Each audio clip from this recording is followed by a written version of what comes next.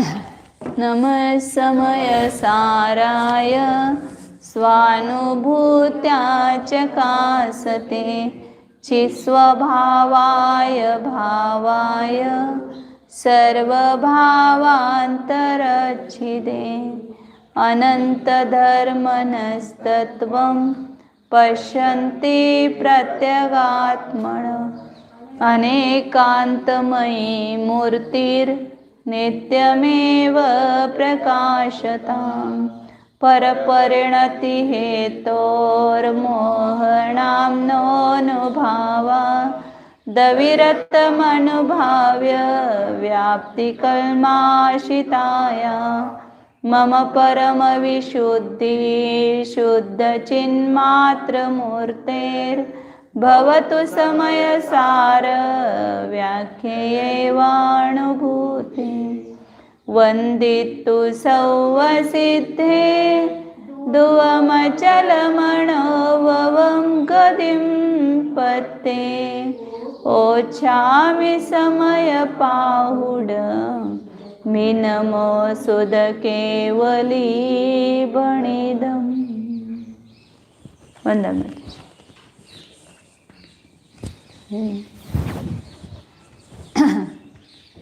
श्री कुंद कुंद आचार्य विरचित समयसार परमागम है। इसमें जीव के अनंत शक्तियों में से कुछ शक्तियों का उदाहरण यहाँ पर बता रहे, उदाहरण रूप से बता रहे। कुछ शक्तियाँ अपनी शक्तियाँ 9 हुई थी कल तक। पहली है जीवत्व शक्ति, जीव अपने चैतन्य प्राणों से जीता है। जीव कभी जड़ नहीं होता, उचित शक्ति है। जीव अनाकार उपयोग स्वरूप होता है, वह दृश्य शक्ति है।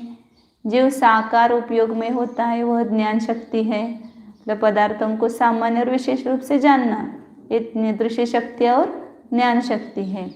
जीव का जीवत्व चैतन्य रूप से है और चैतन्य दर्शन ज्ञान रूप से है। और जहाँ पर ज्ञान है वहाँ पर सुख है, तो अनाकुलत्व लक्षण सुख शक्ति बताई 5 नंबर की। 6 नंबर के बताए स्वरूप निर्वर्तन सामर्थ्य रूप, अपने स्वरूप की रचना जीव स्वयं करता है, ऐसी स्वयं वीर्य शक्ति है। हाँ, पर द्रव्य से पर से उसकी रचना नहीं होती है। और बताया कि प्रभुत्व है, प्रभुत्व शक्ति है कि जिस शक्ति के कारण से यह जीव स्वतंत्रता से शोभायमान है। इसका प्रताप कभी भी अन्य द्रव्य के द्वारा खंडित नहीं होता है। केवल ज्ञानी भगवान है, उनका केवल ज्ञान किसी भी अन्य द्रव्य से खंडित नहीं होता है। या आत्मा में ही ऐसी शक्ति है कि उसकी स्वतंत्रता किसी से भी खंडित नहीं हो सकती है। प्रभुत्व शक्ति बताई 7 नंबर के। 8 नंबर की विभुत्व शक्ति, सर्वभाव में व्यापक। आत्मा के जितने भी गुण और पर्याय हैं उन सब में व्यापक कौन है? स्वयं उस सब में व्यापक होना, ऐसा एक भाव रूप आत्मा में शक्ति है, वो विभुत्व शक्ति है। विभुत्व शक्ति के कारण आत्मा अपने सब गुण और पर्याय में व्याप्त होता है। सभी गुण सभी गुणों में व्याप्त होकर के रहते हैं। और फिर उसके बाद बताई थी कल सर्वदर्शित्व शक्ति, सर्वदृश्य शक्ति बताई थी। पहले ज्ञान शक्ति भी बताई थी, लेकिन उसमें क्या सामर्थ्य है वो यह शक्ति दिखाती है। दृश्य शक्ति में क्या सामर्थ्य है? अनाकार उपयोग स्वरूप है, तो एक साथ लोक के संपूर्ण पदार्थों को सामान्य भाव रूप से प्रतिभाषित करना, ऐसी एक शक्ति आत्मदर्शनमयी, उसका ये बताया था स्वरूप बताते समय। सर्वदर्शित्व शक्ति कैसी है? आत्मदर्शनमयी है, प्लस देख तो रहा है अपने को ही, लेकिन उस अपने में संपूर्ण विश्व झलक रहा है। तो संपूर्ण विश्व को सामान्य भाव रूप से परिणत ऐसे आत्मदर्शनमयी सर्वदर्शित्व शक्ति, मतलब सबको देखना। सरल भाषा में बोले तो सबको देखना आत्मा का स्वभाव है। देखना मतलब आंखों से देखना नहीं, देखना मतलब यहाँ पर सामान्य अनाकार उपयोग स्वरूप ही देखना है। जो केवली भगवान भी संपूर्ण विश्व को केवल दर्शन के द्वारा देख रहे हैं, वो कैसे देख रहे हैं? अनाकार स्वरूप ही देख रहे हैं। वह सब वस्तु मतलब वहाँ एक साथ उपयोग है दोनों। ये तो शक्ति बता रहे हैं, वो शक्ति केवल दर्शन की शक्ति आत्मा में है। वो व्यक्तता उसका वो केवल दर्शन है। तो वो शक्ति जो है वो क्या, उसका लक्षण क्या है, तो संपूर्ण विश्व को, विश्व दो शब्द रखा है, संपूर्ण विश्व को सामान्य भाव रूप से परिणत ऐसे अपने आत्मा का दर्शन होना, मतलब संपूर्ण विश्व जिसमें झलका है ऐसे अपने आत्मस्वरूप का दर्शन ही सर्वदर्शित्व शक्ति है। मतलब उसमें स्व का ही आकार झलकता है, पर का आकार झलकता नहीं है। प्रतिभास का प्रतिभास हो रहा है, वह सामान्य ग्रहण कहा, उसको ही सामान्य ग्रहण ऐसा कहा है। अब उसके बाद है 10 नंबर के सर्वज्ञत्व शक्ति, उसको पढ़ते हैं। विश्व विश्व विशेष भाव परिणत आत्मज्ञानमयी सर्वज्ञत्व शक्ति ही। सर्वज्ञत्व और सर्वदर्शित्व और सर्वज्ञत्व में कुछ अंतर नहीं किया, केवल सामान्य की जगह विशेष रखा है। विश्व, पहले विश्व शब्द का अर्थ क्या है, संपूर्ण। विश्व का अर्थ एक जग भी होता है, विश्व भी होता है, एक विश्व का अर्थ सर्व ऐसा अर्थ होता है। विश्व में सब कुछ आ जाता है, विश्व कहते तो सब कुछ आ जाता है, और उस विश्व का विश्व यह विशेषण रखा है, तो उसका अर्थ सर्व विश्व, संपूर्ण जगत, संपूर्ण विश्व विशेष भाव रूप से परिणत ऐसे अपने आत्मज्ञानमयी सर्वज्ञत्व शक्ति। तो इसमें दो आचार्य ने बातें बताई है। सर्व को तो जानता है, लेकिन सर्व को कैसे जानता है, सर्व को जानने के लिए सबकी तरफ देखने की आवश्यकता है क्या, इसको जाना, इसको जाना, इसको जाना, इसको जाना, ऐसे क्रम क्रम से जानेंगे तो एक साथ तो जान नहीं पाएंगे। ऐसे अनंत पदार्थों को जानने के लिए अनंत काल लगेगा, तो सबको क्रम क्रम से नहीं जान रहा है, एक साथ जान रहा है। तो एक साथ कैसे जान रहा है, तो संपूर्ण विश्व उस ज्ञान में झलक रहा है, और उस संपूर्ण विश्व का आकार क्या हो रहा है वहाँ पर, उस आत्मा में प्रकट हुआ है, उस ज्ञान में प्रकट हुआ है, और ऐसे अपने को जान रहे हैं। किसके द्वारा, सर्वज्ञत्व शक्ति के द्वारा। मतलब इसलिए उसका विशेषण जो है आत्मज्ञानमयी ऐसा लगाया है। आत्मदर्शनमयी, पहले भी क्या लगाया था, आत्मदर्शनमयी, और यहाँ पर भी बताया आत्मज्ञानमयी। मतलब सबको जानना ये आत्मा का स्वभाव है, लेकिन सबको जानने के लिए सब में जाने की आवश्यकता नहीं है, मतलब बाहर उपयोग भ्रमाने की आवश्यकता नहीं है। इतना उनका ज्ञान जो है निर्मल बन गया है, संपूर्ण आवरण कर्म का अभाव हुआ है, निरावरण हुआ है, तो वहाँ सब अपने आप झलकते हैं। तो वहाँ उनके वो शक्ति जो है सर्वज्ञत्व शक्ति घाती कर्म के अभाव में वो प्रकट हो गई है, तो केवल ज्ञान रूप से परिणत हुई है। लेकिन वह शक्ति अभी अपने में है। शक्ति एकेंद्रिय से लेकर के पंचेंद्रिय तक सभी जीवों में पाई जाती है। अब जैसे अभी सभी में पंत प्रदान होने की शक्ति है कि नहीं है, जितने नागरिक है 35 साल कुछ उसकी ये है शर्त है, 35 वर्ष होने चाहिए ना, ऐसा कुछ है पंत प्रधान बनने के लिए। तो 35 साल जिनके हुए हैं उन सब में सर्व पंत प्रधान बनने की शक्ति है कि नहीं है, लेकिन सब पंत प्रधान बन रहे क्या, नहीं बन रहे, लेकिन शक्ति है। इसी प्रकार सभी जीवों में सर्वज्ञत्व प्रकट होने की शक्ति है, केवल ज्ञान होने की शक्ति है, लेकिन वो शक्ति अभी हमारी व्यक्त नहीं हो पा रही, सभी की नहीं व्यक्त होगी। जो जीव घाती कर्म का अभाव करेंगे उन जीवों में वहाँ पर शक्ति की व्यक्तता होगी। अभी बहुत सारी शक्तियाँ अपने में पड़ी हैं, लेकिन सब शक्तियाँ हमेशा व्यक्त नहीं होती हैं। तो उसी प्रकार यहाँ पर अनंत आत्मा में शक्ति है, तो सर्वज्ञत्व शक्ति भी है। उस सर्वज्ञत्व शक्ति का लक्षण बताया है कि संपूर्ण विश्व जिसमें विशेष भाव रूप से परिणत है, मतलब सामान्य और विशेष, दर्शन को सामान्य कहते हैं कि उसमें वस्तु का आकार प्रकट नहीं होता है, और ज्ञान में वस्तु का आकार प्रकट होता है, उसको ही विशेष कहते हैं। जैसे मैंने ये पुस्तक है जाना, ये सामान्य जाना कि विशेष जाना, ये विशेष हो गया, क्योंकि मैंने इससे भिन्न जाना ना, ये रिकॉर्डिंग है वो पुस्तक नहीं है, ये पुस्तक है, इससे अलग जाना, इसका यह जैसा है वैसा आकार मेरे ज्ञान में झलका, मतलब इसका वैसा निर्णय हुआ, तो सबसे भिन्न रूप से उसका निर्णय हुआ ना, तो यही विशेष प्रतिभास है। इसका यदि पुस्तक है ऐसा भी आपको ज्ञान नहीं होगा तो सामान्य प्रतिभास कहते हैं, और पुस्तक है ऐसा आपको प्रतिभास हुआ, ज्ञान हुआ कि वह, उसको ही विशेष प्रतिभास कहते हैं। अन्य वस्तुओं से भिन्न उस वस्तु को हम मतलब केवली भगवान केवली के केवल ज्ञान में संपूर्ण विश्व जब झलकता है तो सब मिलजुल करके झलकता है कि सब अलग अलग झलकता है, सब सेपरेट है, सब स्वतंत्र है, जिसका जैसा आकार, जिसका जैसा स्वरूप, जिसके जैसी पर्याय है वैसा स्वतंत्र रूप से सब झलकता है।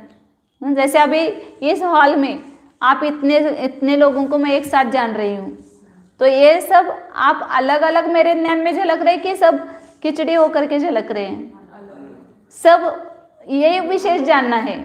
हाँ, ये आकांक्षा दीदी, ये स्वयं प्रभाता, ये सोना मौसी, ये अमुख है, ये स्मितराग भैया है, ऐसा अलग अलग अलग भाषित हो रहा है ना, सबको स्वतंत्र रूप से लेकिन एक साथ, भिन्न भिन्न जानते हुए भी सबको एक साथ जान रहे हैं। वैसे ऐसे ज्ञान की सामर्थ्य है, इस ज्ञान की सामर्थ्य बता रहे, ज्ञान में कितनी सामर्थ्य है जानने की। हमें लगता है ना कि अभी हमने इतना जाना और जानना चाहिए, इतना जाना और जानना चाहिए, ऐसा क्यों लग रहा है आपको, मुझे और जानना चाहिए और जानना चाहिए, तो आप में वो शक्ति है, इसलिए उस व्यक्त करने के लिए आपका पुरुषार्थ चलता है। कि अभी जैसे बैंक में भी है या कहीं पर भी है, सर्विस कर रहे हैं तो निचली पोस्ट पे है तो ऊपर की पोस्ट पर जाने के प्रयत्न चलता है ना, क्यों चलता है, क्योंकि आपको पता है मुझ में शक्ति है, मुझे प्राप्त हो सकता है वो पद, इसलिए आप पुरुषार्थ करते हैं।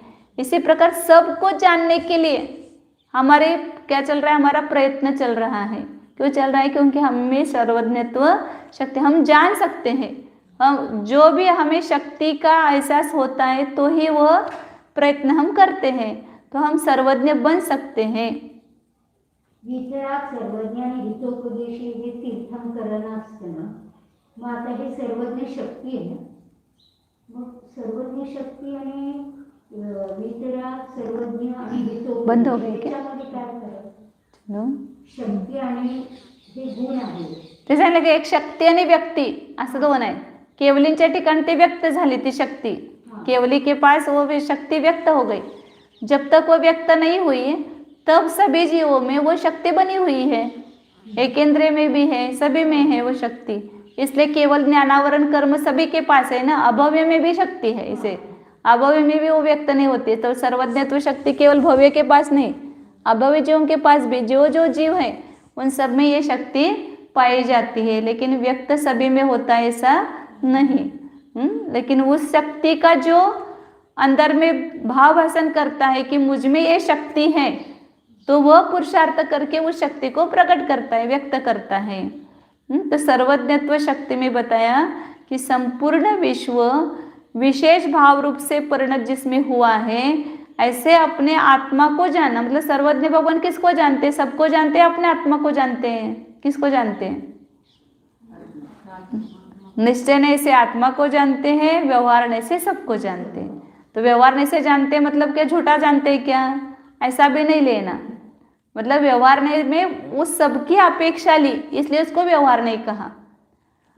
और वास्तव में केवली भगवान अपने आत्मा को जान रहे, दर्पण है, उस दर्पण में सब पदार्थ झलक रहे, तो हमने दर्पण की तरफ देखा तो सब पदार्थ दिखे कि नहीं दिखे, क्यों दिखे, क्योंकि उस दर्पण में सब पदार्थ झलक गए हैं, इसलिए दर्पण को देखने से सभी पदार्थों का हमें ज्ञान हुआ।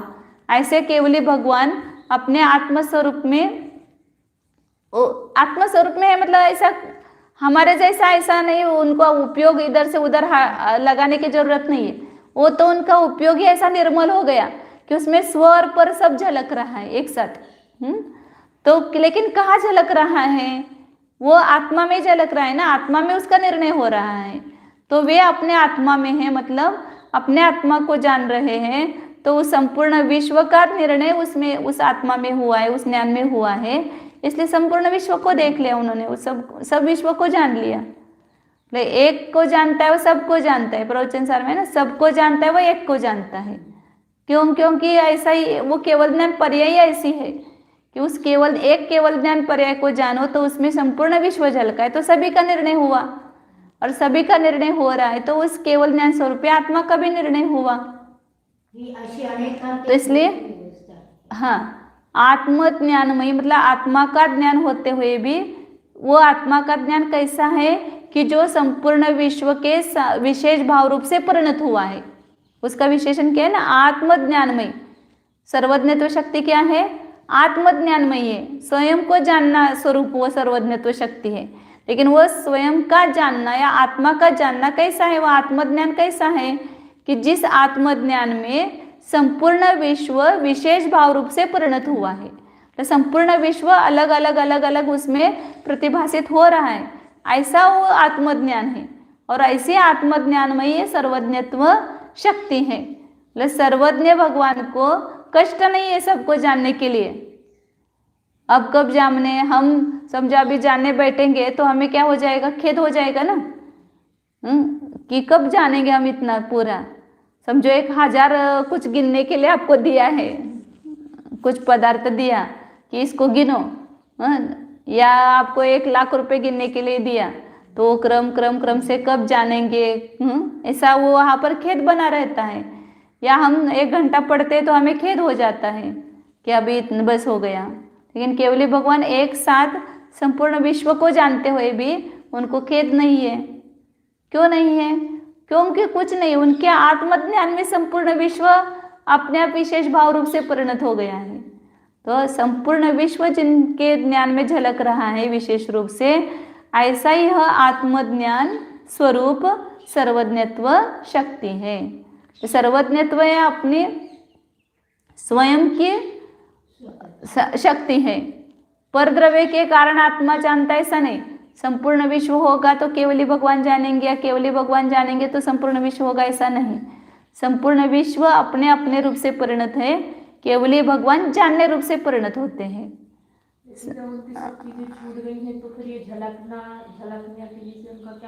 ज्ञान का स्वभाव है ना जानना। ज्ञान का स्वभाव जैसे अग्नि है, उसका काम है जलाने का, तो यहाँ पर ईंधन होगा और अग्नि जल लग गई तो न जलाने का कारण क्या है, जलाएगा ही वो स्वभाव है। तो इसी प्रकार आत्मा का जानना स्वभाव है, और जितना जितना ज्ञान निर्मल होता जाता है उतना उतना विशेष ज्ञान होता जाता है, उतना उतना ज्ञान बढ़ता जाता है। जैसे दर्पण में झलकाने का स्वभाव है, तो दर्पण के सामने जो भी पदार्थ आएगा वो झलकेगा ही ना नियम से। अपने पदार्थ का स्वभाव है झलकने का और उसका काम है झलकाने का, तो स्वभाव का अभाव कैसे होगा। तो जानना ही आत्मा का स्वभाव है, तो वहां पर भी जानना बना ही रहेगा ना। भले उन्होंने संपूर्ण परद्रव्य का त्याग कर दिया है, लेकिन स्वभाव का तो त्याग नहीं कर सकते हैं। स्वभाव का काम जानना है, तो और उल्टा वहां पर कोई रुकावट नहीं है। हमें तो जानने में सब रुकावट है, और वहां तो कोई भी प्रतिबंध नहीं है। इसलिए वह सर्वज्ञत्व का प्रकट करते समय आचार्य ने वही हेतु दिया है, प्रतिबंध कारण अभावात। वहां पर है सर्वज्ञ, क्यों, क्योंकि वे कोई भी प्रतिबंध कारक नहीं है, कोई भी आवरण नहीं है। जब आवरण है, अब जैसे यहाँ से आप बाहर ये सब दीवार लगी हुई है, इसीलिए इसको नौकर्म का है ज्ञान आवरण का, कि आपको बाहर का ज्ञान नहीं हो रहा है। क्यों, क्योंकि दीवार आड़े आ रही है, तो आप बाहर का नहीं देख पा रहे हो। तो दीवार ये रुकावट हो गई ना उसमें। तो ये रुकावट क्यों हुई हमें, हमारा ज्ञान इतना निरावरण नहीं है, हमारा ज्ञान सावरण है। उस ज्ञान पर आवरण होने से हम बाहर की चीज़ों को नहीं देख रहे। और भगवान का ज्ञान कैसा हुआ है, पूर्ण निरावरण, तो संपूर्ण विश्व को जान रहे, देख रहे। लेकिन ऐसा वो उनमें शक्ति थी, इसलिए वो व्यक्ति हो गई पूर्ण। जो अपनी शक्ति का एहसास करता है, शक्ति का जिसको विश्वास होता है, उसी जीव में पुरुषार्थ के द्वारा वह शक्ति व्यक्त हो सकती। इसलिए हमें अभी क्या जानना है कि मैं सर्वज्ञत्व शक्ति से परिपूर्ण हूँ, सर्वज्ञत्व शक्ति मुझ में भरी हुई है। ये इतना थोड़ा थोड़ा जानना ही मेरा स्वभाव नहीं है, संपूर्ण विश्व को एक साथ जानना मेरा स्वभाव है। तो उसी शक्ति को प्रकट करने के लिए मुझे पुरुषार्थ करना चाहिए। उसे वही शक्ति प्रकट हो गई तो मेरी आकुलता ही खत्म हो गई ना। ये जो आकुलता हो रही मुझे कि अभी मैंने ये नहीं जाना, ये नहीं जाना, वो जानना है, वो जानना है, वो जानना है, ये आकुलता आएगी नहीं रात दिन। मुझे अभी ये पढ़ना है, प्रवेशिका पढ़ना है, फिर उसके बाद वो पढ़ना है, उसके बाद वो पढ़ना है। ये आकुलताएं क्यों है? क्योंकि हम पूरा नहीं जान पा रहे हैं, इसलिए तो आकुलता है। तो हमें ऐसी शक्ति है कि हम एक साथ जान सकते पूरे विश्व को। तो वही शक्ति प्रकट कर दे, सब ये पढ़ने का और सबका कष्ट ही खत्म हो जाए ना, सबका श्रम ही व्यर्थ खत्म हो जाए, फिर कुछ कष्ट ही नहीं होगा, जानने के लिए भी कष्ट नहीं होगा। इसलिए मैं सर्वज्ञत्व शक्ति से संपन्न हूँ। सर्वज्ञता प्रकट होने की मुझ में सामर्थ्य। सर्वज्ञता कहाँ पर है? भगवान को भी देखते तब हमें लगता है कि ये सर्वज्ञ है। उनकी आत्मा में, उनके एक प्रत्येक आत्मा के प्रदेश में संपूर्ण विश्व को जानने का कार्य चल रहा है, संपूर्ण विश्व झलक रहा है। ऐसा सर्वज्ञत्व स्वभाव उनमें प्रकट हुआ है, और वही स्वभाव मेरा है, वही शक्ति मुझ में है, वो शक्ति मुझ में प्रकट हो सकती है। तो मैं सर्वज्ञत्व शक्ति से व्यवहार में राजपुत्र है, उसको क्या रहता है बार बार कि मैं राजा होने वाला हूँ। तो राजा होने की मुझ में क्या है? शक्ति है। तो अपने को राजा रूप से अनुभव कर रहे हो, मैं राजा हूँ। अभी राजा राजगद्दी पर नहीं बैठा है, अभी अभिषेक नहीं हुआ है, लेकिन उसको ये विश्वास है कि ये पद मुझे मिलने वाला है। तो वो विश्वास होने से वो ऐसा अनुभव अभी करता है। तो इसी प्रकार हमें भी ऐसा विश्वास होना चाहिए कि ये सर्वज्ञत्व उनमें प्रकट हो गई, सर्वज्ञता, वो सर्वज्ञता मुझ में भी है, वो शक्ति मुझ में भी बड़ी, क्योंकि हमारे जैसे वो भी थे ना पहले संसार अवस्था में, सब कर्म सहित अवस्था में हमारे जैसे ही थे। उन्होंने भी अपने कर्म आवरण को दूर करके वो अपना सर्वज्ञत्व स्वभाव व्यक्त कर लिया है। तो कैसे व्यक्त किया उन्होंने? तो उन्होंने यही पहले विश्वास किया कि मैं सर्वज्ञत्व शक्ति से संपन्न हूँ, मुझ में ऐसी शक्ति है। इसलिए हमें इस शौपशमिक ज्ञान में न अटकते हुए अपने सर्वज्ञत्व स्वभाव को जानना चाहिए। तो वो अपने आप अपना ज्ञान निर्मल होता जाएगा, और जैसे जैसे अपना ज्ञान निर्मल होता जाएगा उतने उतने नेय बढ़ते जाएंगे, घटते नहीं जाएंगे। हमें लगता है कि हमें नेय को नहीं जानना है, आपको नहीं जानना है, आपकी इच्छा नहीं है, लेकिन आपका ज्ञान इतना निर्मल होगा कि अपने आप झलकने लगेगा। ज्ञानी को दूसरों की कषाय भी तुरंत पकड़ में आती है, अज्ञानी को ना अपनी कषाय पकड़ में आती है ना दूसरों की। ज्ञानी को क्यों पकड़ में आती है? क्योंकि उनका ज्ञान निर्मल हुआ है कि उसमें सब कुछ जैसा है वैसा झलकने लगता है। तो सर्वज्ञत्व शक्ति से संपन्न यह मैं हूँ। और सर्वज्ञत्व शक्ति का स्वरूप क्या है कि संपूर्ण विश्व जिसमें विशेष भाव रूप से परिणत हुआ है, ऐसे अपने आत्मा को जानने रूप आत्मज्ञान स्वरूप ये सर्वज्ञत्व शक्ति है। सर्वज्ञ अपने निश्चय से अपने आत्मा को जान रहे हैं, अपने आत्मा में, आत्मा के साथ तन्मय है, लेकिन उस आत्मा के ज्ञान में संपूर्ण विश्व झलक रहा है।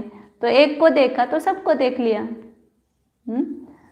एक सदे सब सदे, सब सदे सब न सजाए। जो एक को साधता है वह सबको साधता है।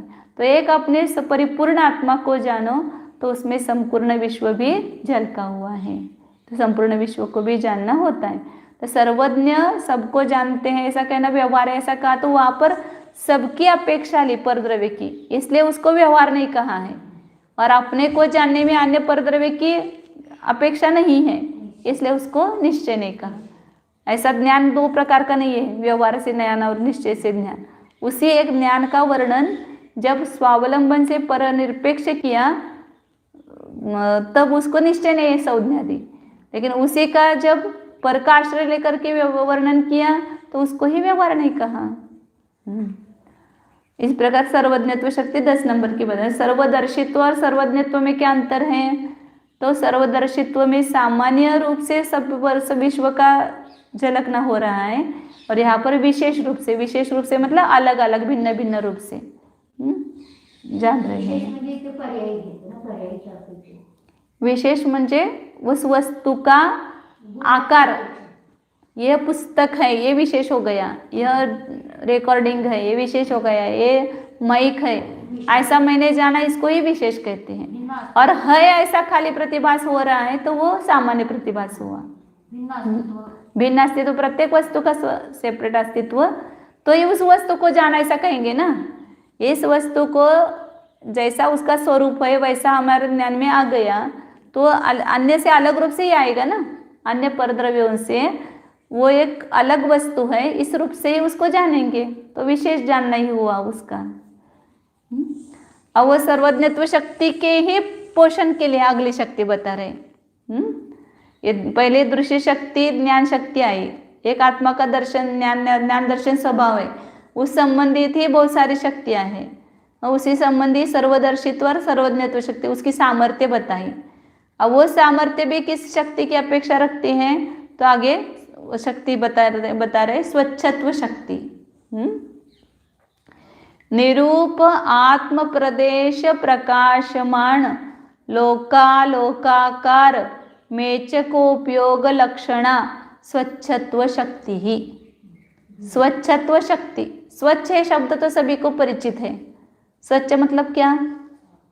साफ, साफ सुथरा, उसमें मल नहीं है, मतलब निर्मल, पवित्र, उज्जवल, उसको कहते हैं अपन स्वच्छत्व।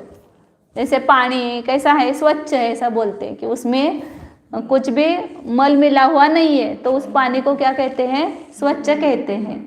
उसमें कोई मल मिला हुआ है तो वह स्वच्छ नहीं कहला जाता है, उसको मलिन कहते हैं। तो इसी प्रकार यहाँ पर जैसे दर्पण है, दर्पण कैसा है? स्वच्छ है। स्फटिक कैसा है? स्वच्छ है, निर्मल है, क्योंकि उसमें अन्य पदार्थों के आकार झलकते हैं। दर्पण में अन्य पदार्थों के आकार झलक रहे तो अपन क्या कह रहे कि दर्पण निर्मल है, स्वच्छ है। स्फटिक मणि में स्फटिक रत्न रखा है, और यदि इस लाल कपड़े पर रखा है तो वो लाल भी उसमें आकार झलक रहा है, तो उस स्फटिक मणि स्वच्छ है, उसमें स्वच्छत्व गुण है, इसलिए वो लाल आकार उसमें झलक गया। पीले पर रखेंगे तो पीला आकार उसमें झलकेगा। जो भी वस्तु उसके सानिध्य में आएगी वो वस्तु उसी प्रकार से झलकेगी। तो ये किस कारण से हुआ?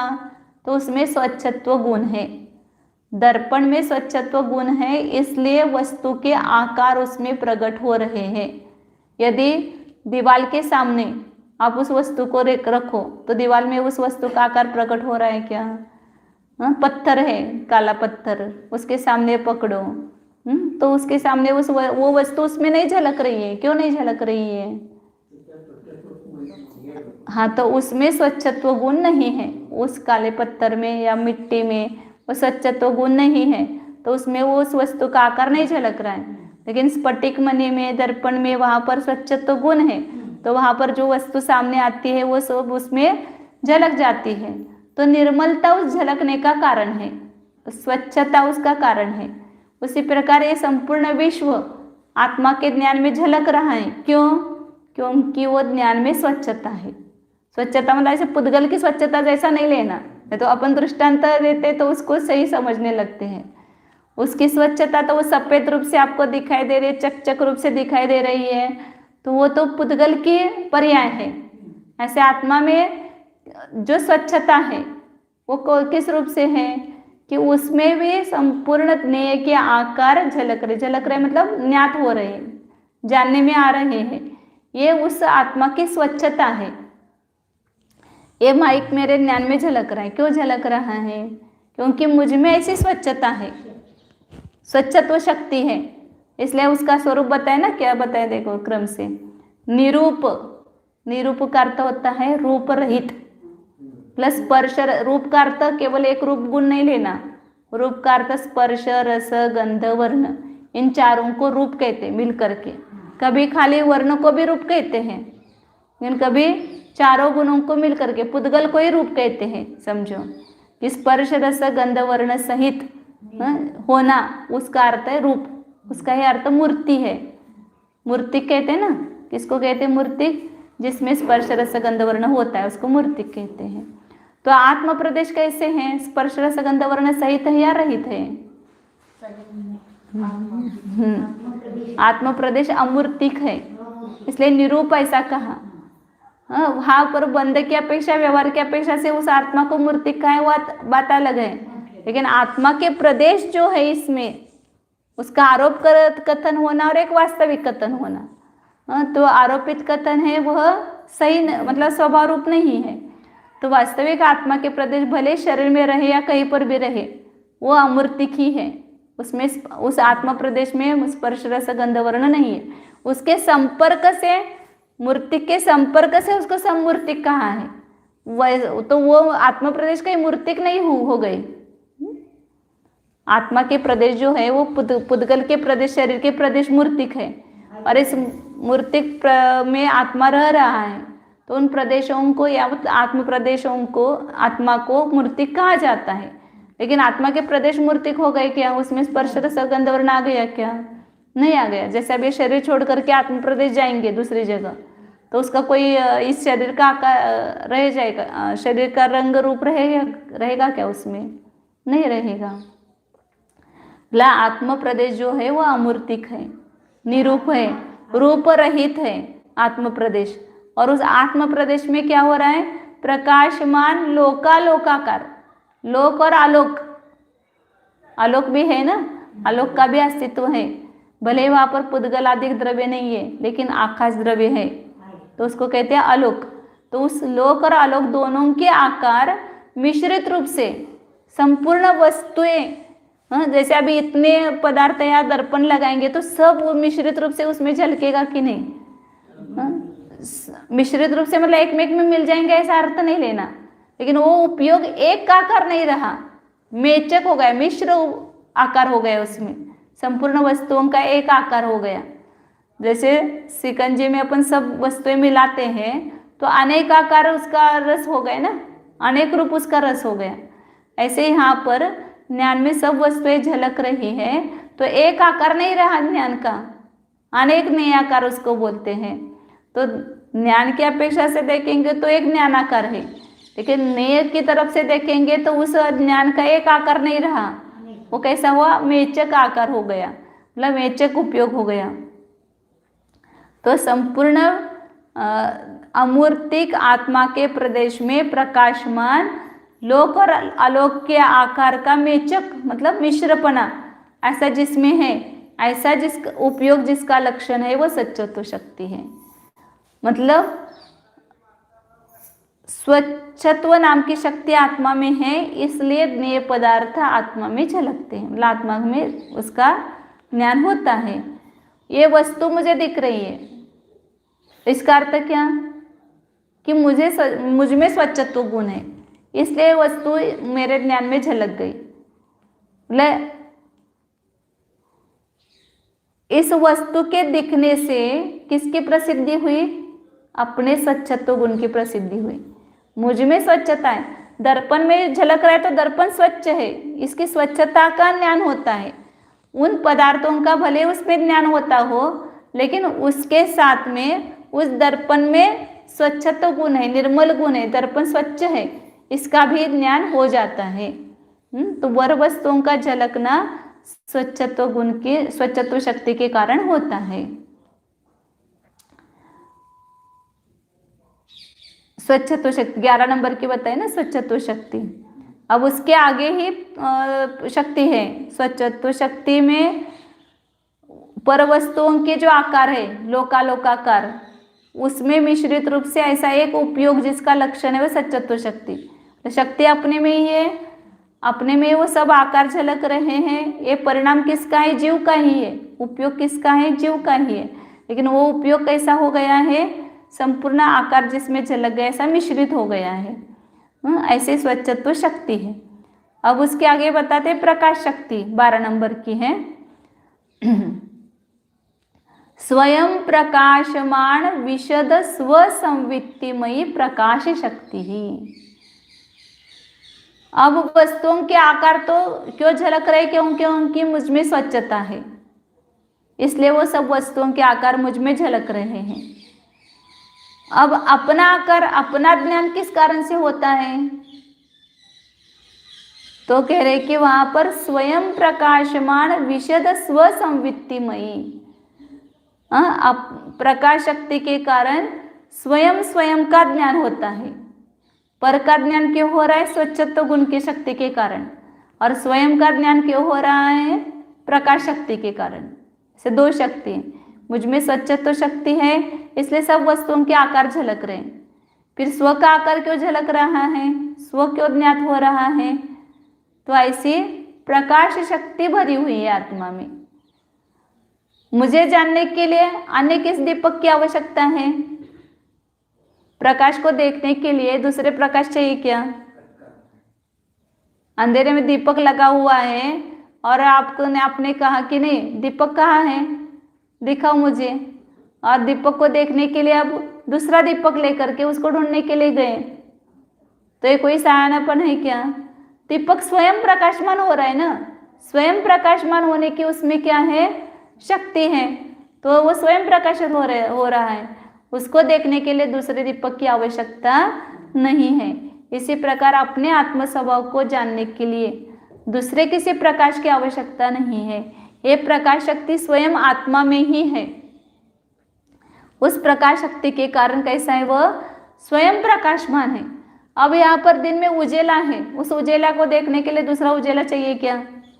हमें उजला नहीं दिख रहा है, या प्रकाश नहीं दिख रहा है। अभी सूर्य उगाए कि नहीं उगाए, किसको सूर्य उगाए कि नहीं उगा है, ये देखने के लिए दूसरे सूर्य की आवश्यकता है क्या? सूर्य उगा है, स्वयं ही समझ में आ रहा है, स्वयं ही प्रकाशमान हो रहा है। उसी प्रकार आत्मा में प्रकाश है, आत्मा स्वयं जानने में आ रहा है। इसको जानने के लिए, इसको प्रकाशित करने के लिए दूसरे प्रकाश की या दूसरे ज्ञान की आवश्यकता, मुझे समझ में आ रहा है कि नहीं है, अब दूसरा ज्ञान लाओ, आपको समझ में आ रहा है कि नहीं वो समझने के लिए, फिर वो समझने के लिए तीसरा ज्ञान लाओ, फिर उसको समझने के लिए चौथा ज्ञान लाओ।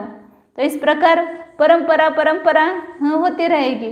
तो एक प्रकाश को देखने के लिए दूसरा प्रकाश, दूसरे को देखने के लिए तीसरा प्रकाश, ऐसे अनवस्था नहीं है, क्योंकि प्रकाश आत्मा में स्वयं को प्रकाशित करने की सामर्थ्य है। इसलिए उसका लक्षण बताया स्वयं प्रकाशमान, स्वयं प्रकाशमान है। ऐसे विशद म्हणजे निर्मल, स्पष्ट, स्वसंवित्तिमयी, स्वयं का अनुभव करने रूप, स्वयं को जानने रूप, ये प्रकाश शक्ति है। तो प्रकाश शक्ति के कारण आत्मा स्वयं को जान रहा है, उसको जानने के लिए अन्य किसी ज्ञान की आवश्यकता नहीं है। पर वस्तुओं को जानने के लिए कौन से साधन की आवश्यकता है, तो वह स्वयं उसके अमूर्तिक प्रदेशों में संपूर्ण लोकालोक का आकार झलक रहा है। क्यों? क्योंकि ऐसी सच्चत्व शक्ति है, उस सच्चत्व शक्ति है इसलिए संपूर्ण लोकालोक के आकार झलक रहे हैं। और स्वयं को क्यों जानने में आ रहा है, तो ऐसी प्रकाश शक्ति है। हम स्वयं को जानने के लिए कितने साधनों को इकट्ठा करते हैं, अन्य कुछ भी साधन इकट्ठा करने की जरूरत ही नहीं है। मुझे आत्मानुभव चाहिए, करते हुए पराधीन हो जाते हैं कि मुझे अभी तक क्यों नहीं आत्मा का ज्ञान हो रहा है।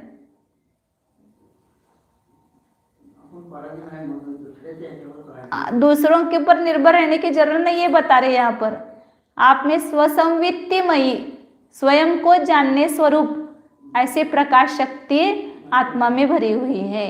स्वानुभूत्या चकासते, स्वयं अनुभूति के द्वारा ही आत्मा प्रकाशमान है। ऐसे प्रकाश जो प्रकाशमान पदार्थ है उन सब को प्रकाशित करने के लिए अन्य प्रकाश की आवश्यकता नहीं होती है। और वो तो जड़ प्रकाश है, उनको तो एक ज्ञान चाहिए जानने के लिए, लेकिन ज्ञान ऐसा प्रकाश है स्वयं कि उसको जानने के लिए अन्य किसी भी साधन की आवश्यकता नहीं है। वो स्वयं को जान सकता है। मैं जान रहा हूँ, ये किसको जानने की पूछने की आवश्यकता है? मैं जान रहा हूँ कि नहीं जान रहा हूँ, किसको जान रहा हूँ, कैसे जान रहा हूँ, ये सब कौन जानता है? स्वयं ज्ञान जान रहा है ना, स्वयं ही ज्ञान जान रहा है कि मैं पुस्तक को जान रहा हूँ। किसके द्वारा जान रहा हूँ? मेरे ज्ञान के द्वारा जान रहा हूँ। कैसा जान रहा हूँ? स्पष्ट जान रहा हूँ या स्पष्ट जान, मुझे नहीं समझ में आया, ऐसा आप बोलते हैं ना। नहीं समझ में आया, किसको समझ में आया? आपको ही आया। तो मुझे समझ में नहीं आ रहा है, ये भी स्वयं ही प्रकाशमान हो रहा है। स्वयं को प्रकाशित करने के लिए अन्य किसी परद्रव्य की प्रसाधन की आवश्यकता नहीं है। ऐसी सुविधा आत्मा में ही वह है प्रकाश शक्ति। वो प्रकाश शक्ति क्या काम करती है कि स्वयं स्वयं को जानने का काम करती है, स्वयं स्वयं उसमें प्रतिभासित हो रहा है। स्वयं प्रकाशमान विशद, और कैसे है वह विशद माने स्पष्ट निर्मल, विशद का अर्थ होता है स्पष्ट निर्मल ऐसा। तो स्वयं प्रकाशमान विशद स्पष्ट निर्मल ऐसी स्वसंवित्तिमयी। वहां पर क्या लक्षण बताए सच्चत्व में, लोकालोकाकार में चोक उपयोग लक्षण, और यहाँ क्या बताया विशद स्वसंवित्तिमयी, मतलब उस शक्ति का लक्षण बराबर समझ में आता है। वहां तो संपूर्ण लोक और आलोक का आकार उसमें झलका है वो सच्चत्व शक्ति के कारण, और यहाँ स्वसंवित्तिमयी स्वयं का संवेदन हो रहा है। वो किसमयी है प्रकाश। तो सामान्य रूप से सब एक ही ऐसा लगता है, ज्ञान स्वच्छत्व प्रकाश, मतलब एक शक्ति के लिए इन सब शक्तियों की आवश्यकता है। पहले ज्ञान शक्ति सामान्य रूप से बताई साकार उपयोग में ही है, लेकिन उसमें क्या सामर्थ्य है तो सर्वज्ञत्व शक्ति बताई। तो लेकिन वो सब पदार्थ कब झलकेंगे इसमें, किसमें स्वच्छता होगी तो सब पदार्थ झलकेंगे। तो सब पदार्थ झलकते हुए वो स्वयं को भी जान रहा है। वो कैसे जानेगा स्वयं को, तो ऐसी प्रकाश शक्ति है उसमें ज्ञान में। ज्ञान में मतलब आत्मा में, ज्ञान और आत्मा कोई अलग नहीं है। तो इसलिए ऐसी प्रकाश शक्ति उसमें है, इसलिए संपूर्ण स्वयं स्वयं में स्वयं को ज्ञात हो रहा है। ऐसी स्वसंवित्तिमयी प्रकाश शक्ति आत्मा में है। तो तीन शक्ति देखी अपन ने अभी, कौन कौन सी हुई। सर्वज्ञत्व शक्ति कल सर्वदर्शी तो हुई थी, उसमें क्या बताया था कि संपूर्ण विश्व सामान्य भाव रूप से परिणत हुआ है, ऐसे अपने आत्मा को देखने रूप, आत्मा का दर्शन रूप सर्वदर्शित्व शक्ति है। संपूर्ण विश्व विशेष रूप से जिसमें ज्ञात हो रहा है, परिणत हुआ है, ऐसे आत्मा को जानने रूप, स्वयं को जानने आत्मज्ञान स्वरूप ऐसी सर्वज्ञत्व शक्ति है। संपूर्ण लोकालोक के आकार जिस अमूर्तिक आत्म प्रदेश में झलक रहे हैं, ऐसा एक उपयोग स्वरूप कौन सी शक्ति है, स्वच्छत्व शक्ति है। और स्वयं प्रकाशमान स्वसंवित्ति स्वरूप, विशद स्वसंवित्ति स्वरूप कौन सी शक्ति है, प्रकाश शक्ति है। इस प्रकार इन सब शक्तियों को जानेंगे, जानते समय जानना किसको है, शक्तियों को नहीं, शक्ति संपन्न आत्मा को जानना है। मतलब आत्मा मूल वस्तु अपने ज्ञान में होनी चाहिए। ये शक्तियाँ किस में है, शक्तियाँ तो जान रहे हैं लेकिन किस में है, इस मुझे आत्मा में है, इस शरीर में स्थित अपना जो आत्मा है इसमें ये शक्तियाँ है, दूसरे बाहर कहीं नहीं है। तो उस अपने आत्मा की महिमा आएगी। शक्ति कहीं निराधार होती नहीं है, शक्ति आधार, जैसे स्पर्श है, कहाँ पर है स्पर्श, पुद्गल में है ना, तो पुद्गल आधार है उसका, परमाणु में स्पर्श है, परमाणु में गंध है, परमाणु में रस है, परमाणु में रंग है, मन वर्ण है। तो जिस प्रकार स्पर्श रस गंध वर्ण निराधार नहीं है, किसी के आधार से रहते हैं, इसी प्रकार ये शक्तियाँ कहाँ पर है, ऐसे अपना आधारभूत आत्मा है यहाँ पर। तो उस आत्मा की प्रतीति करना है शक्ति के माध्यम से, शक्ति की प्रतीति नहीं, शक्तिमान की प्रतीति, शक्तिवंत जो है, शक्ति से युक्त जो आत्मा है उसकी प्रतीति करेंगे तो अपने पर्याय में भी ये सब शक्तियाँ व्यक्त होगी, निर्मल रूप से व्यक्त होगी, और यह आत्मा परम सुखी होगा। इसलिए इन शक्तियों को जान करके उस शक्तिमान अपने आत्मस्वरूप को जानते हुए उसमें स्थित होना है, और उसमें स्थित होते हैं तो अपने आप कर्म का आवरण हट करके ये सर्वज्ञत्व, सच्चत्व, प्रकाश इत्यादि शक्तियाँ परिपूर्ण होगी।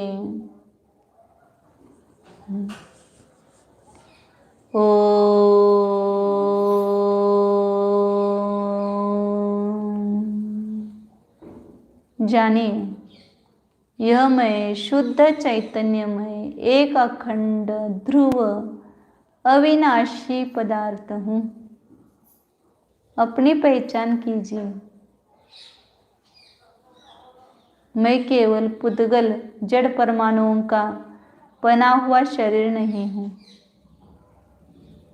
इस शरीर में जो चैतन्य का प्रतिभास हो रहा है, यह चैतन्य ही मैं हूँ। मैं चित्त शक्ति से संपन्न एक अनादि अनंत अखंड पदार्थ हूँ। जानिए, यह मैं दृश्य शक्ति से संपन्न जीव हूँ। इस मेरे संपूर्ण प्रदेशों में ज्ञान शक्ति भरी हुई है। ये सब पदार्थ मुझ में क्यों ज्ञात हो रहे हैं? तो ये मेरी शक्ति, ज्ञान शक्ति है। ये पदार्थों का मेरे ऊपर कोई वरदान नहीं है। यह मेरी शक्ति है, ज्ञान शक्ति है। मेरे संपूर्ण प्रदेश ज्ञानमय है। मेरे संपूर्ण प्रदेशों में सुख शक्ति भरी हुई है।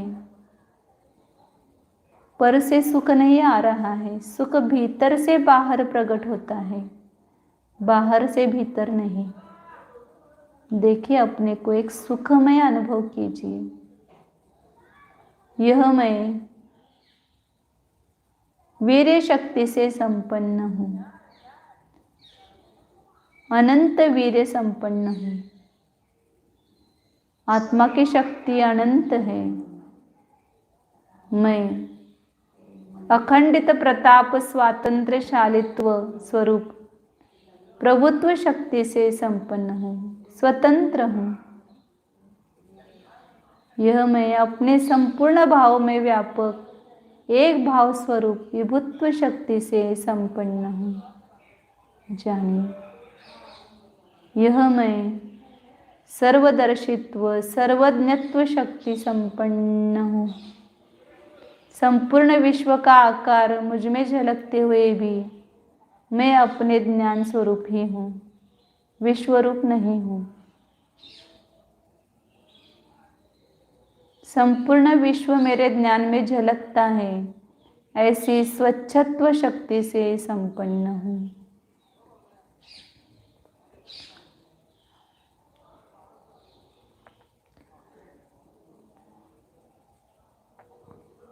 जो भी नए पदार्थ मेरे ज्ञान में झलक रहे हैं, वे मेरे ज्ञान की प्रसिद्धि कर रहे हैं, ज्ञान को ही बता रहे हैं।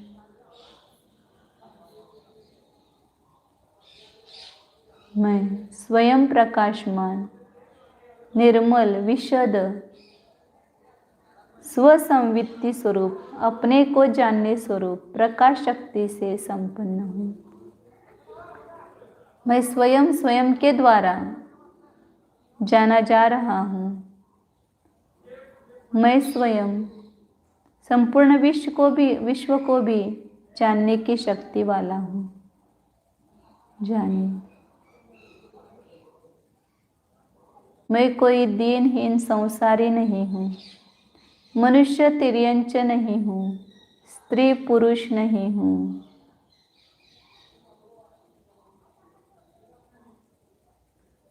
मैं सर्वज्ञत्व शक्ति संपन्न हूँ। मैं स्वच्छत्व शक्ति से संपन्न हूँ। मैं प्रकाश शक्ति से संपूर्ण हूँ। जानिए, प्रकाशत्व शक्ति संपन्न स्वरूप, ज्ञानानंद स्वरूप, अनंत शक्ति स्वरूप, शुद्धोऽहम् एकोऽहम्।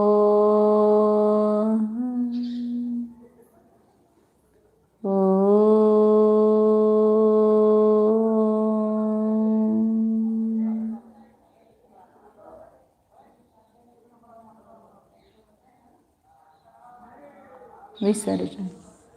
नमो अरिहन्ताणं, नमो सिद्धाणं, नमो आयर्याणं, नमो वज्रायानं, नमो लोये सौवसाहु नमो अरिहंत